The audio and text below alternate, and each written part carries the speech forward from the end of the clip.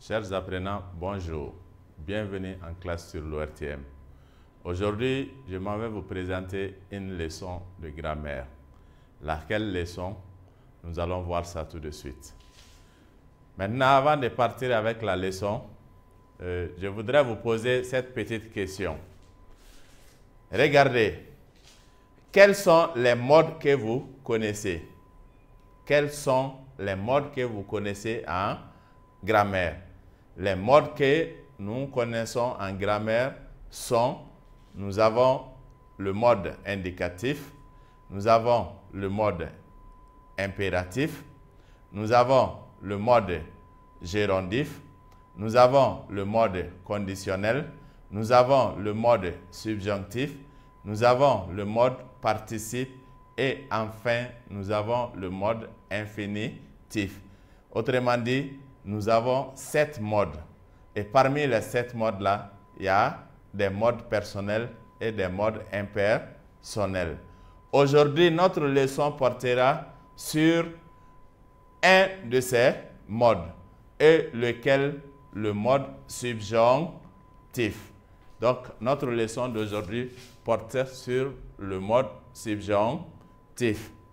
À la fin de cette leçon, chacun d'entre vous doit être capable d'expliquer le sens général du subjonctif.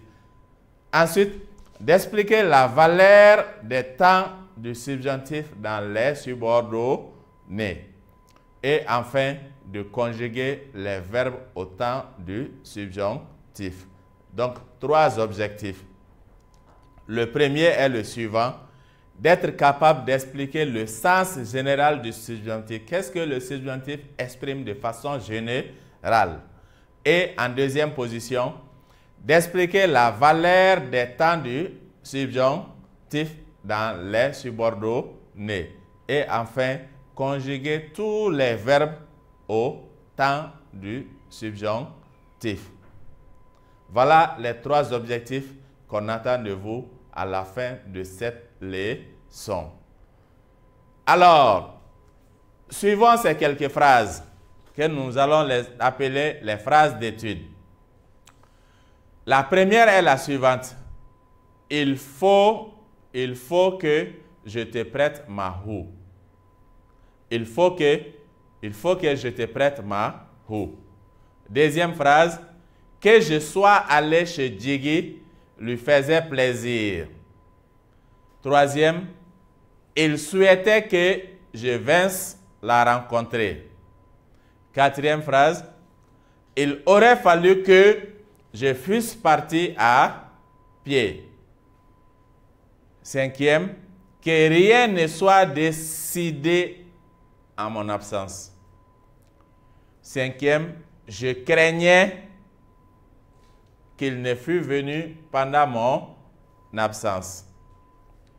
Et enfin, je lui montre la lettre afin qu'il sache toute l'affaire. Revenons à la première phrase. Il faut que je te prête ma houe. Regardez très bien cette phrase. Ici, il faut que je te prête ma houe. Alors, dans cette phrase, nous avons combien de verbes conjugués?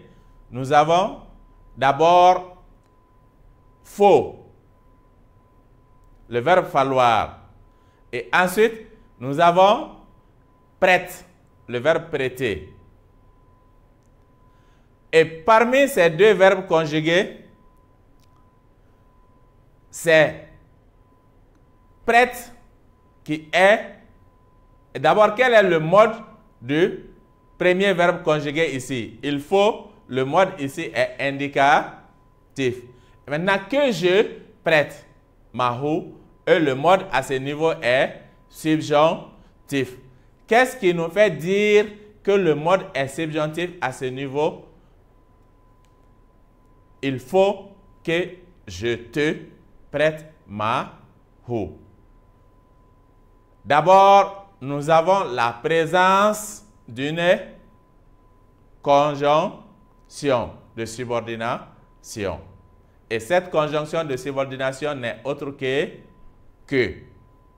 Donc, ça veut dire quoi? Ça veut dire que le subjonctif est introduit généralement par une conjonction de subordination ou encore par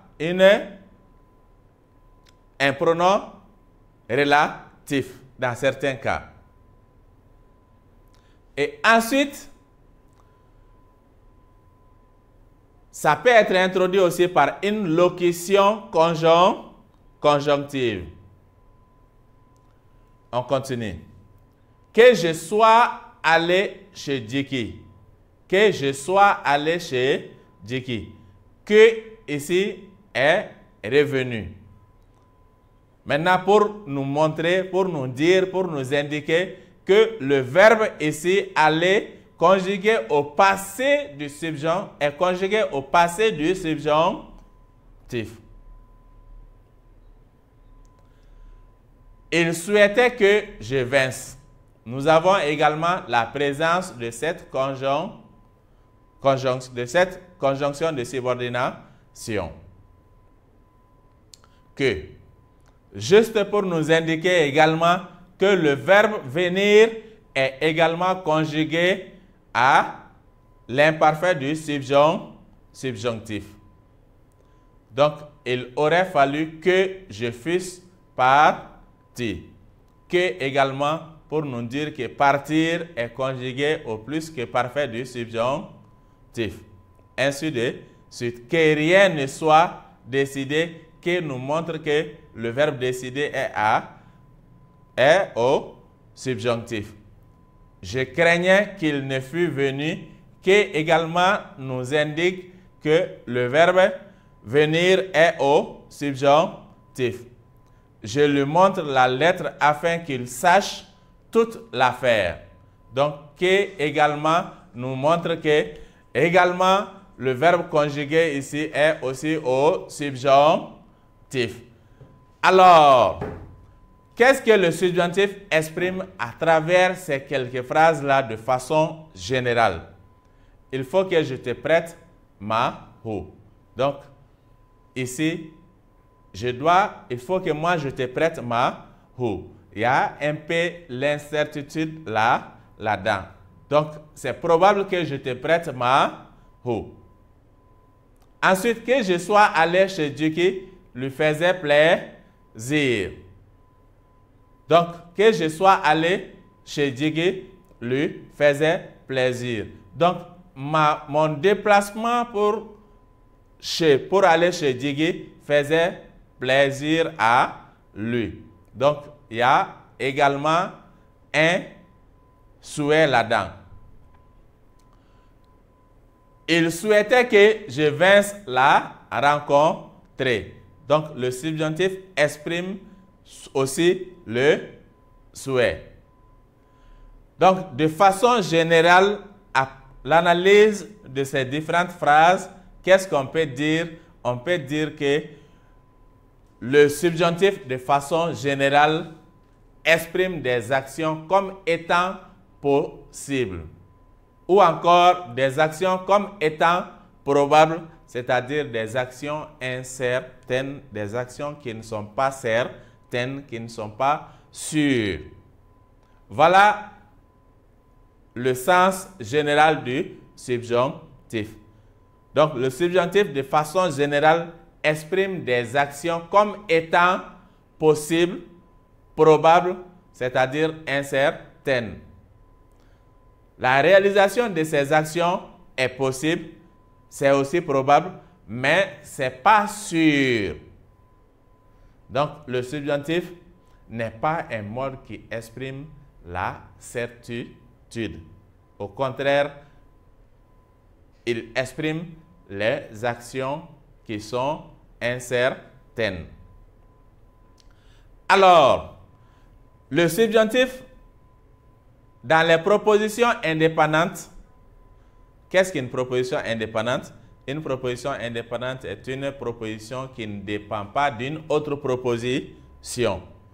Si vous tombez sur des phrases indépendantes comme ça, sur on dit une phrase indépendante ou encore une proposition indépendante. Si vous avez affaire à une phrase indépendante ou à une proposition indépendante, à ce niveau, retenez que le subjonctif peut exprimer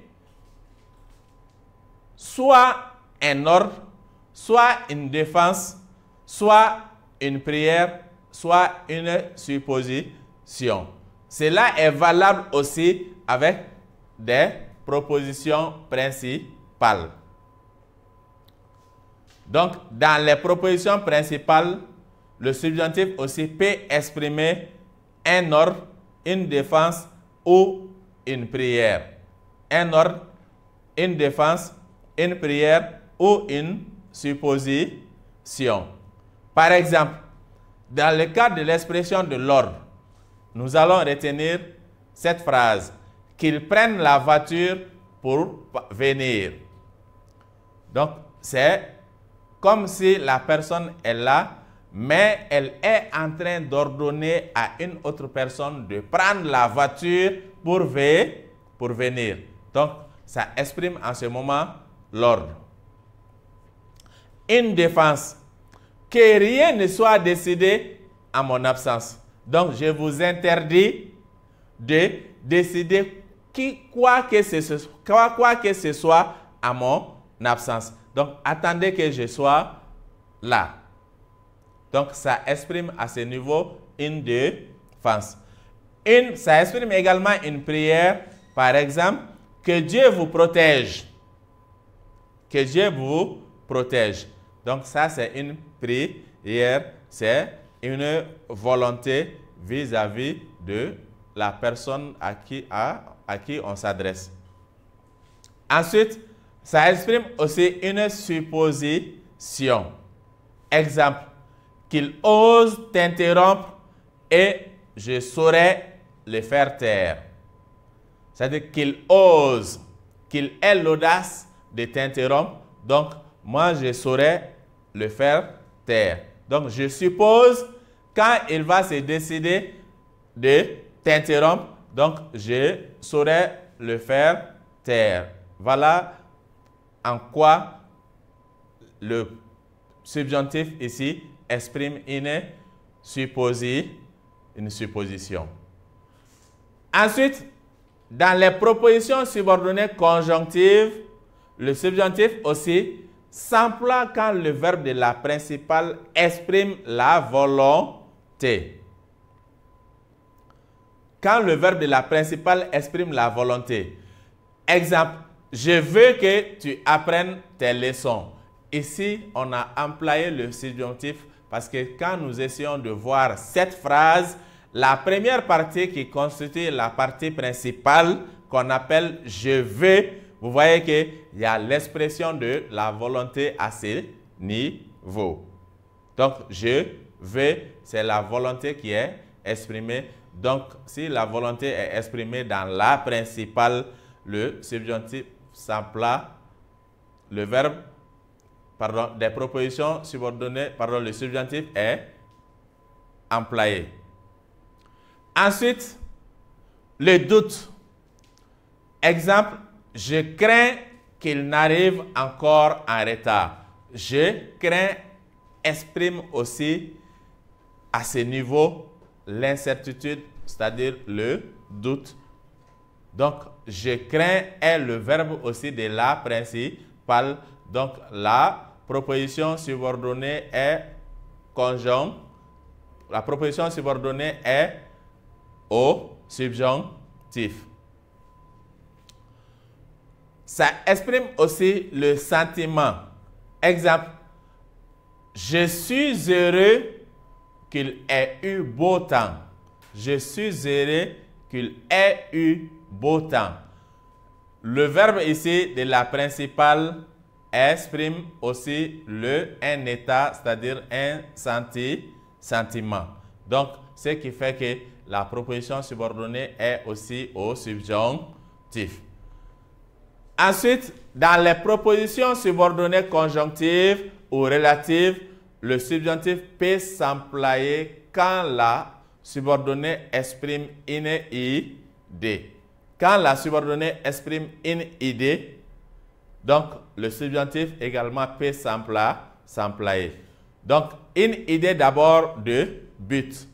Exemple, je lui montre la lettre afin qu'il sache toute l'affaire. Je lui montre la lettre pour quel but? Pour qu'il sache en réalité toute l'affaire de A à Z.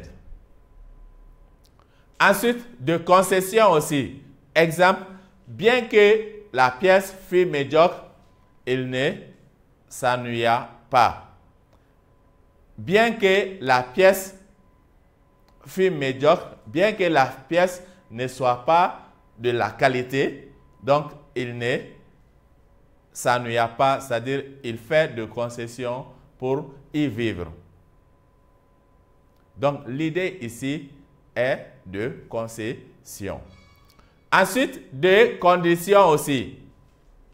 Exemple, réglons cela, à moins que vous ne vouliez réfléchir. À moins que vous ne vouliez réfléchir. Donc, réglons cela, à moins que vous ne vouliez réfléchir. Donc, à condition que vous ne vouliez réfléchir, sinon nous pouvons régler, réglons cela. Sauf si vous voulez réfléchir, à condition que vous décidez de réfléchir. Donc, l'idée ici est de condition.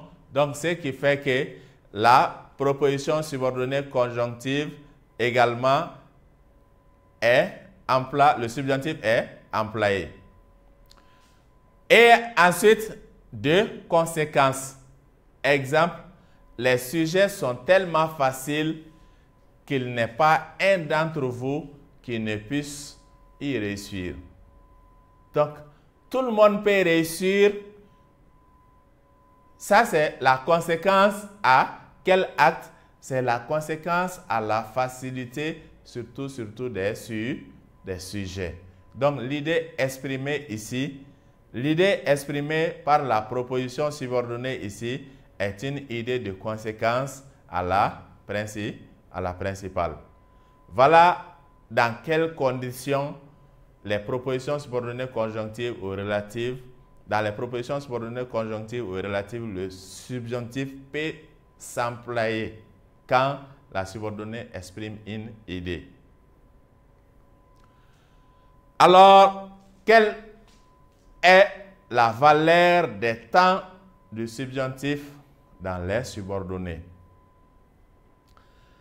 Dans les propositions subordonnées, le temps du subjonctif dépend du temps de la verbe.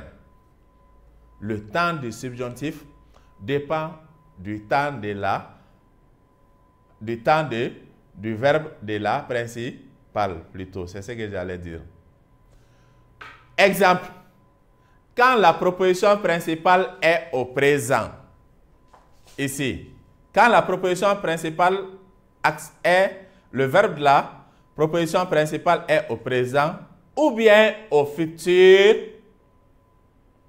nous avons deux possibilités. La subordonnée en ce moment serait au présent ou encore au passé. Au présent, pourquoi? Si c'est pour exprimer une action qui se passe au moment où l'on parle, ou bien une action qui doit se passer dans le futur. Au passé, si c'est pour exprimer aussi une action par passé. Par exemple, je doute qu'il ait assez d'énergie. La proposition principale ici a un verbe qui est au présent. Qu'il ait assez d'énergie. Vous voyez, le verbe également de la proposition subordonnée est aussi au présent. Ensuite, au présent du subjonctif. Ensuite, demain, j'exigerai que tu sortes. Je vais exiger que tu sortes quand? Demain. Ça veut dire que la principale est au futur. Exigerait. Donc, que tu sortes. Maintenant, la proposition subordonnée est au présent également du subjonctif. Donc, retenez cela. Quand la proposition principale est au présent ou au futur, pour exprimer, la subordonnée est généralement au présent pour exprimer une action présente ou future. Voilà deux exemples pour illustrer ce passage. Ou bien au passé pour exprimer une action passée. Exemple, je doute qu'il ait eu assez d'énergie. Je doute, vous voyez que doute reste toujours au présent de l'indicatif. Donc, qu'il ait eu assez d'énergie. Donc, qu'il ait eu assez d'énergie ici, c'est ait eu, ici c'est le subjonctif.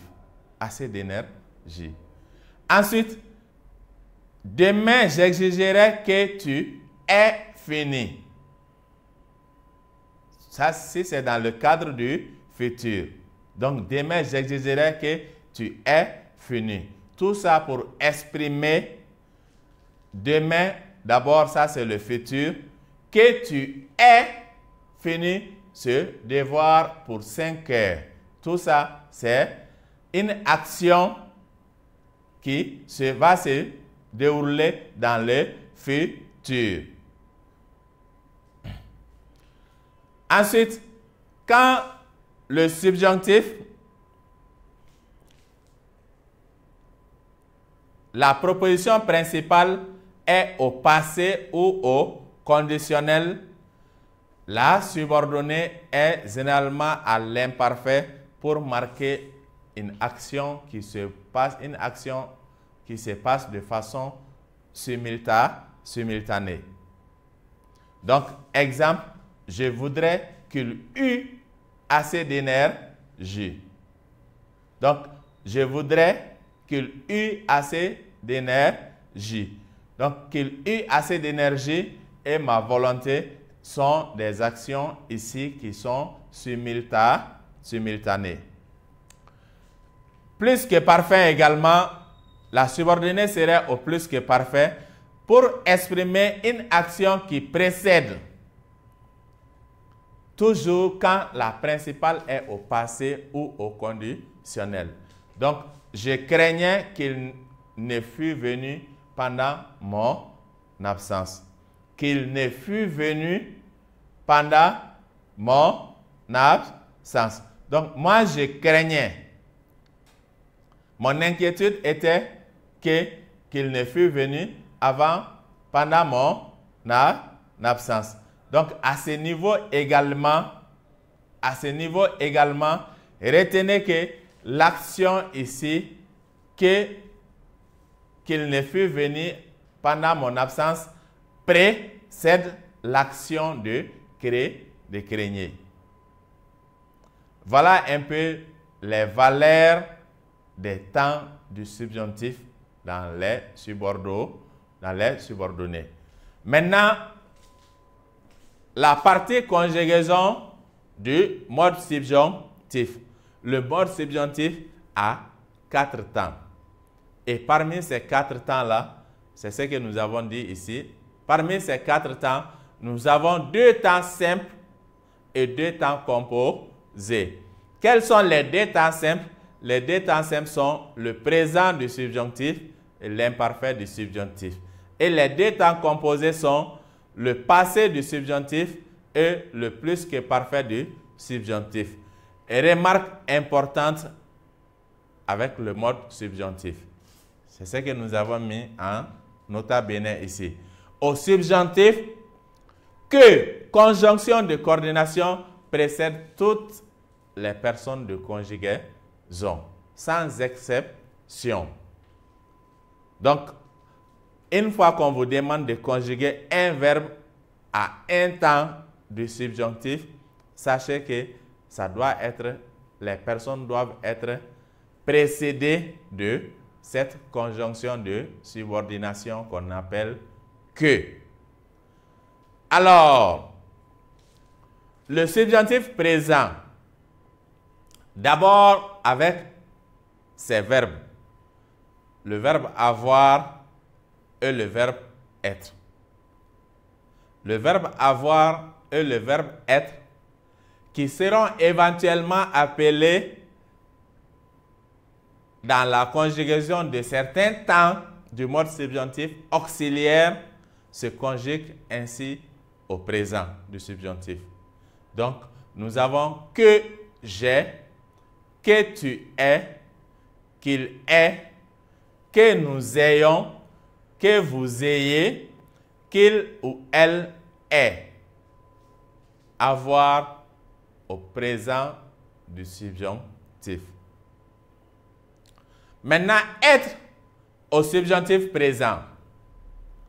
Que je sois, que tu sois, qu'il ou elle soit, que nous soyons, que vous soyez, qu'il ou elle soit. Voilà la conjugaison de ces deux verbes au subjonctif présent. Alors, après ces deux verbes, à part les verbes tels que voir, être, savoir, pouvoir, vouloir, falloir, etc., les verbes qu'on appelle de façon générale ces verbes-là irréguliers, après ces verbes-là, dont le radical change à la conjugaison, les autres verbes ont les terminaisons suivantes au présent du subjonctif.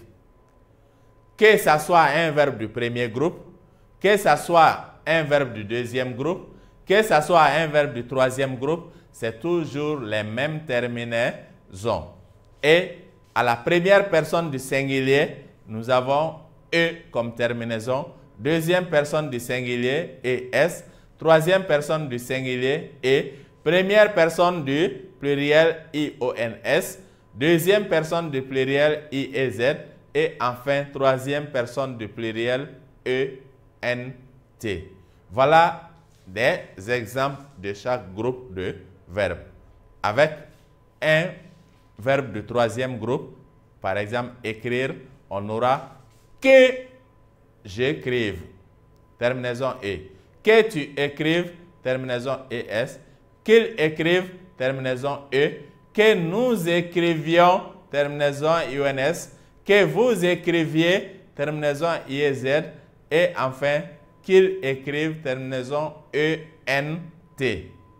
Et avec également un verbe du premier groupe, chanter, c'est la même chose. Que je chante, terminaison E. Que tu chantes, terminaison ES. Qu'il chante, terminaison E. Que nous chantions, terminaison IONS. Que vous chantiez, terminaison IEZ. Et enfin, qu'il chante, terminaison ENT. Même chose avec les verbes du deuxième groupe. Que je grandisse, terminaison E. Que tu grandisses, terminaison ES. Qu'il grandisse, terminaison E.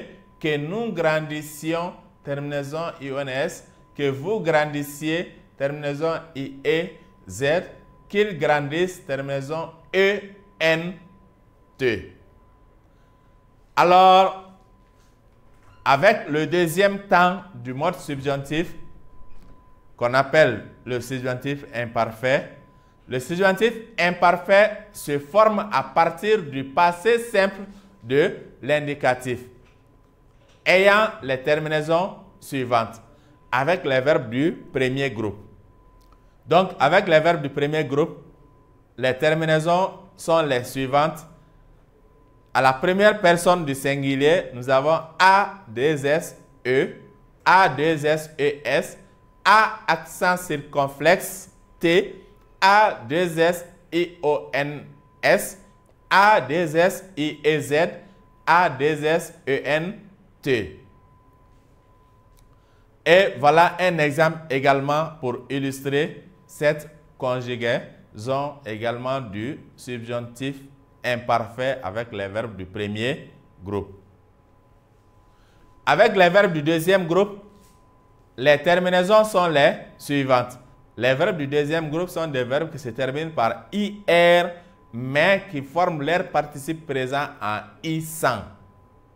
Donc, ce qui revient à dire que tous les verbes qui se terminent par IR ne sont pas du deuxième groupe. Seuls sont du deuxième groupe ceux qui acceptent le participe présent I, ceux qui forment leur participe présent en I sans.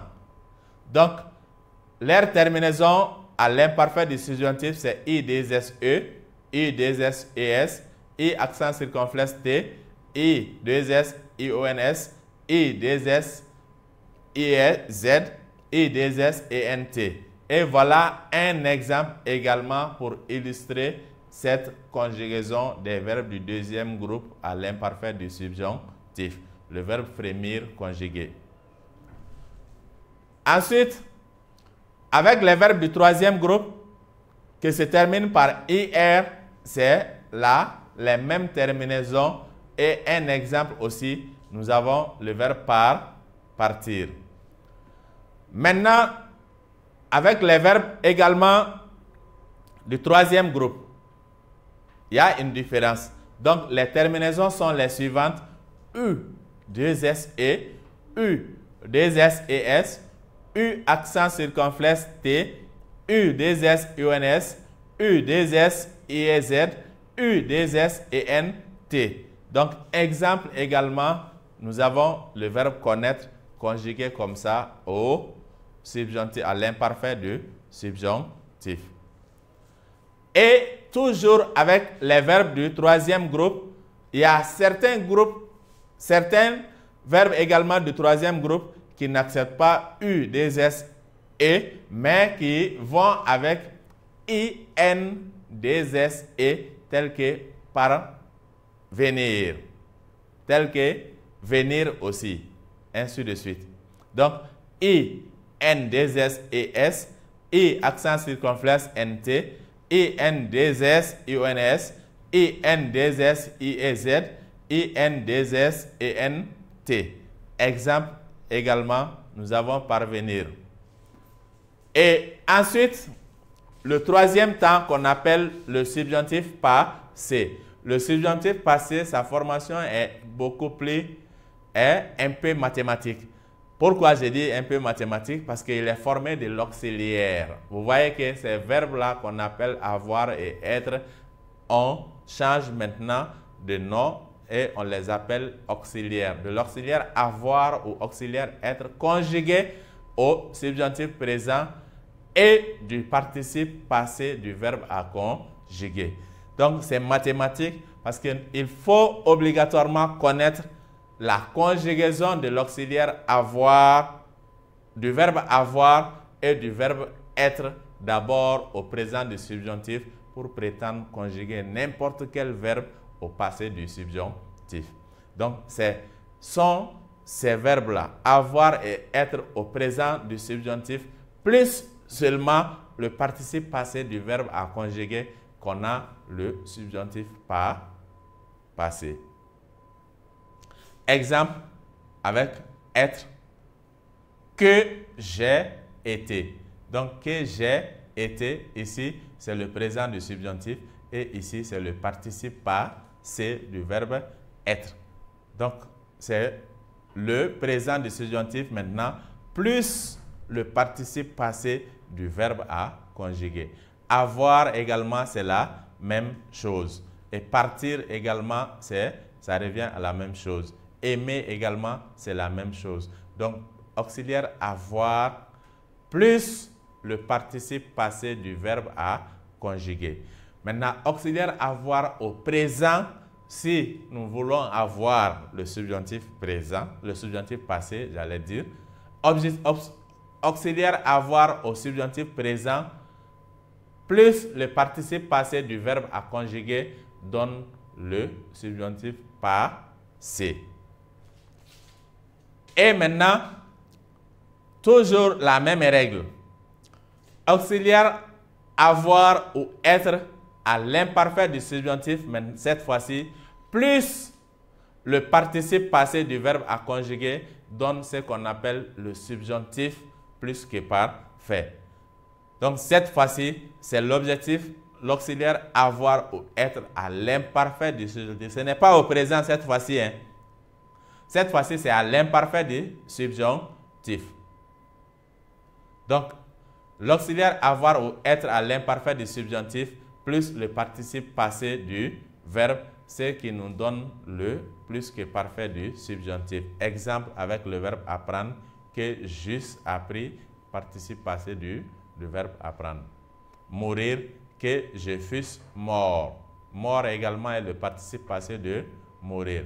Faire également qu'elle eut fait. Fait est le participe passé de faire. Aller, nous fissions aller. Aller est le participe passé également de aller est le participe passé du verbe aller. Voilà en réalité ce que nous avions au sujet des 4 temps du mode subjonctif. Merci à vous chers élèves et à la prochaine leçon.